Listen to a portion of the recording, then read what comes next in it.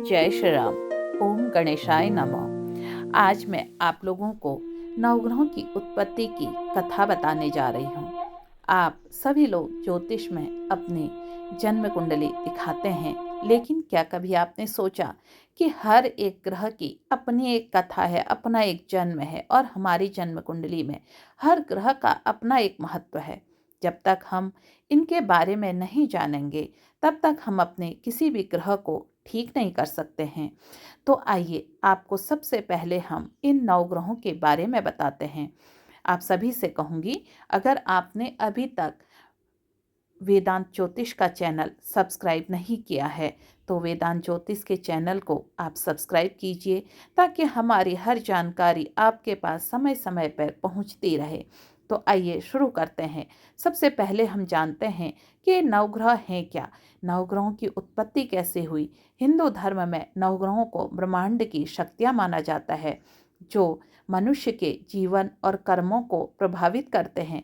ये नवग्रह हमारे हैं: सूर्य, जिसे ग्रहों का राजा कहा जाता है; चंद्रमा, मंगल, बुध, बृहस्पति, शुक्र, शनि, राहु और केतु। ये सभी ग्रह देवताओं के स्वरूप माने जाते हैं।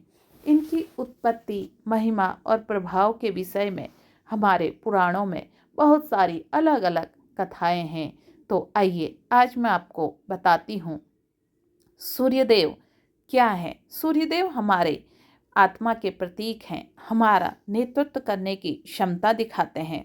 काल पुरुष की कुंडली में इनको 5वां घर मिला हुआ है और ये पूरे ग्रहों के राजा कहे जाते हैं। हमारा आत्मविश्वास बली है, तो इसका मतलब हमारी जन्म कुंडली में हमारे सूर्य बली हैं। सूर्यदेव को नवग्रहों का राजा माना जाता है। वे भगवान विष्णु के सुदर्शन चक्र के तेज से उत्पन्न हुए थे। सूर्य को इस कलयुग में प्रत्यक्ष देवता माना गया है और वे संपूर्ण सृष्टि को ऊर्जा प्रदान करते हैं। सूर्यदेव की पत्नी संज्ञा सारण्य थी। क्या आपको पता है कि सूर्यदेव की भी एक पत्नी थी जो उनके तेज को सहन नहीं कर पाई और अपनी छाया देवी को उनके साथ छोड़कर तपस्या करने चली गई। छाया देवी से शनि, यमराज और देवी ताप्ती का जन्म हुआ। क्या आपको ये पता है? अगर पता है तो आप मेरे कमेंट बॉक्स में लिखिए कि शनिदेव भगवान सूर्य के पुत्र हैं और यमराज भी भगवान सूर्य के पुत्र हैं। सूर्य की एक पत्नी भी थी, देवी ताप्ती।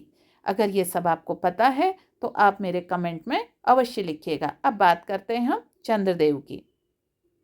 चंद्रदेव यानी कि मून, जिसे हमारा मन का प्रतीक कहा जाता है। चंद्रदेव किसके पुत्र थे, क्या आप जानते हैं? अगर आपको पता है तो आप मुझे इस कमेंट पर लिखिए। चंद्रदेव महर्षि अत्रि और अनुसुईया के पुत्र हैं।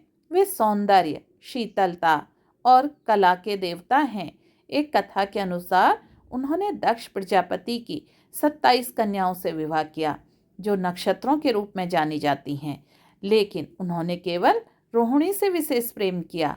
इससे क्रोधित होकर दक्ष ने उन्हें क्षय होने का श्राप दिया। बाद में भगवान शिव के वरदान से चंद्रमा कृष्ण पक्ष में क्षय और शुक्ल पक्ष में वृद्धि करते हैं। क्या आप इस बात को भी जानते हैं कि भगवान शिव ने चंद्रमा को अपने मस्तक में स्थान दे रखा है? और साथ में अगर हमें चंद्रमा के दर्शन करते हैं तो कहीं ना कहीं हम भगवान शिव की पूजा करते हैं और चंद्रमा के दर्शन करते हैं, तो इससे हमारा मन शांत होता है। अगर हम इसके बाद बात करते हैं कि जो दक्ष की 27 कन्याएं थी, वे हमारे 27 नक्षत्र हैं और चंद्रमा इन 27 नक्षत्रों में पूरे माह में, एक माह में इनका चक्र पूरा करता है। यानी कि हर नक्षत्र में चंद्रमा 2.25 दिन रहते हैं, जिससे हमारी राशियां बनती हैं। मंगल शक्ति और युद्ध का अद्भुत प्रतीक है। शौर्य दिखाता है, ऊर्जा दिखाता है। जो जितना ऊर्जावान है उसका मंगल उतना बली है। मंगलदेव किसके पुत्र हैं? क्या आपको पता है आज तक कि मंगलदेव भी किसी के पुत्र हैं? मंगलदेव को भगवान शिव का पुत्र माना जाता है। एक कथा के अनुसार भगवान शिव के तेज से पृथ्वी पर एक ज्योति उत्पन्न हुई, जिससे मंगल का जन्म हुआ।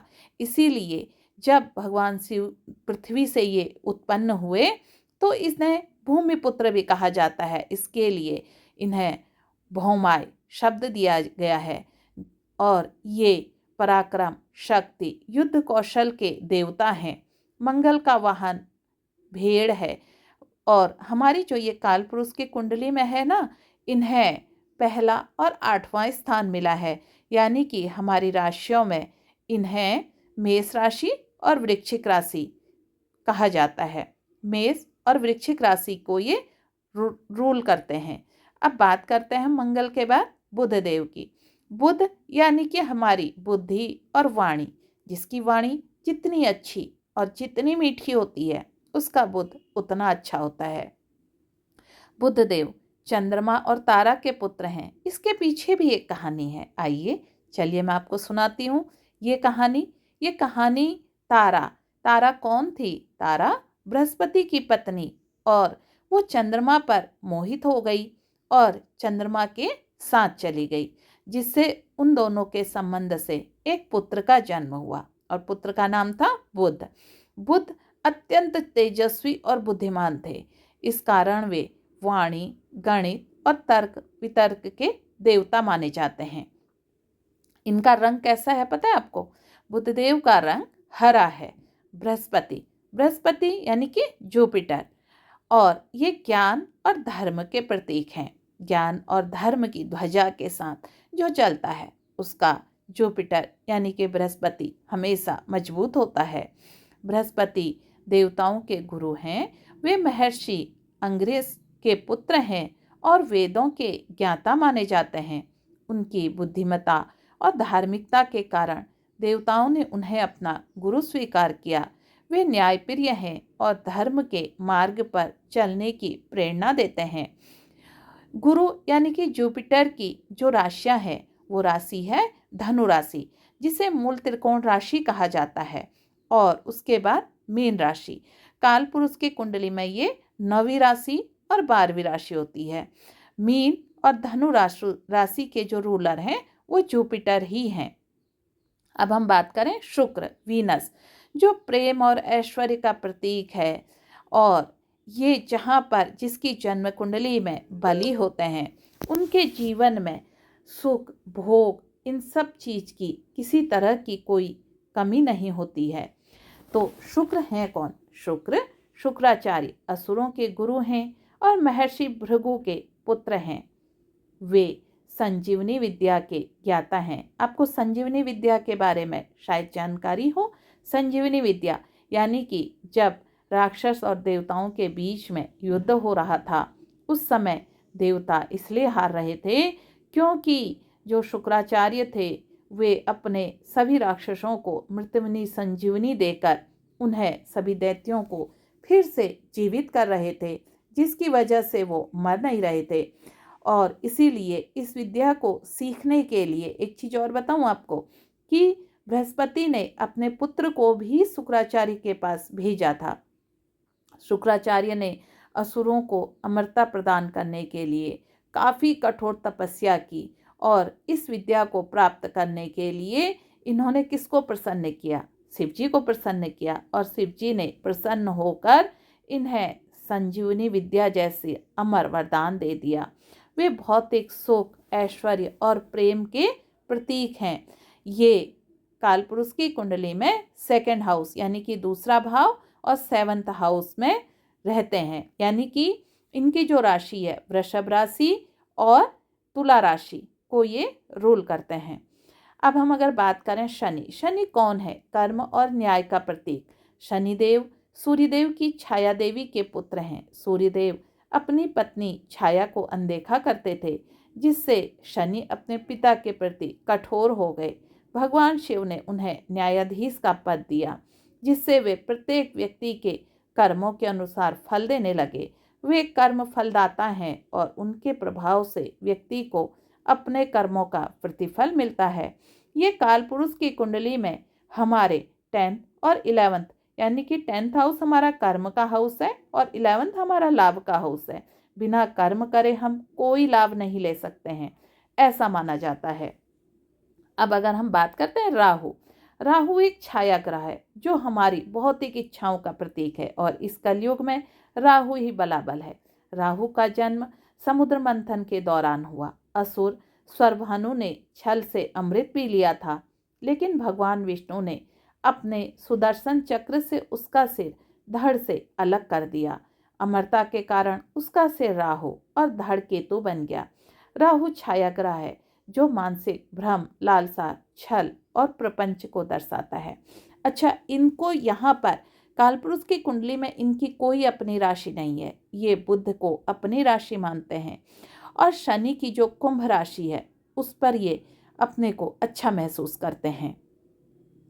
अब अगर हम बात करें केतु की, केतु जो हैं, केतु राहु के धड़ से उत्पन्न हुए हैं। यह आध्यात्मिकता के रहस्य और मोक्ष का प्रतीक है। केतु सांसारिक मोह से विरक्ति और आध्यात्मिक उत्थान का कारक ग्रह माना जाता है। कहा जाता है जिसकी जन्म कुंडली में केतु अच्छा होता है तो उसे इस सांसारिक जीवन से कोई मोह नहीं रह जाता है। हर ग्रह अलग अलग तरीके से व्यक्ति के जीवन को प्रभावित करता है। यह प्रभाव व्यक्ति की कुंडली में ग्रहों की स्थिति पर निर्भर करता है। ग्रह शुभ अशुभ फल देते हैं, जिससे संतुलित करने के लिए पूजा पाठ, रत्न धारण, मंत्र जप आदि किए जाते हैं। अगर हम अपने किसी ग्रह को ठीक करना चाहते हैं, आपको पता है इसका सबसे अच्छा तरीका क्या है? आप उस ग्रह को देखिए, अपनी जन्म कुंडली में कौन सा ग्रह आपका कमजोर है, कौन ग्रह आपको परेशान कर रहा है। अगर हम शांत मन से उस ग्रह के बारे में जानें, उस ग्रह के बारे में सोचें और उसको ठीक करने का प्रयास करें तो ग्रह ठीक हो जाते हैं और वो हमें फिर सही रिजल्ट देने लग जाते हैं। तो आप अपनी जन्म कुंडली देखिए और मुझे बताइए कमेंट करके कि आपके ये जो नवग्रह है ना, आपकी जन्म कुंडली में ये कहाँ पर बैठे हैं।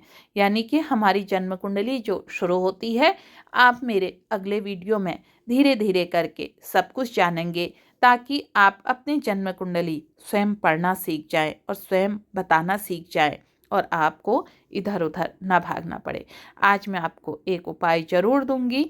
एक उपाय ये है कि अगर आपने नवग्रहों के राजा को प्रसन्न करना है, सूर्यदेव को प्रसन्न करना है, तो आप नित्य सूर्यदेव से पहले उठकर यानी कि सुबह जल्दी उठकर सूर्य में अर्घ्य दें, जिससे कि आपके ग्रहों के राजा ठीक रहें। और आपको ये वीडियो पसंद आया तो आप इसे शेयर कीजिए। मेरा चैनल अभी तक सब्सक्राइब नहीं किया है तो मेरे चैनल को सब्सक्राइब कीजिए। नमस्कार, धन्यवाद, फिर मिलते हैं।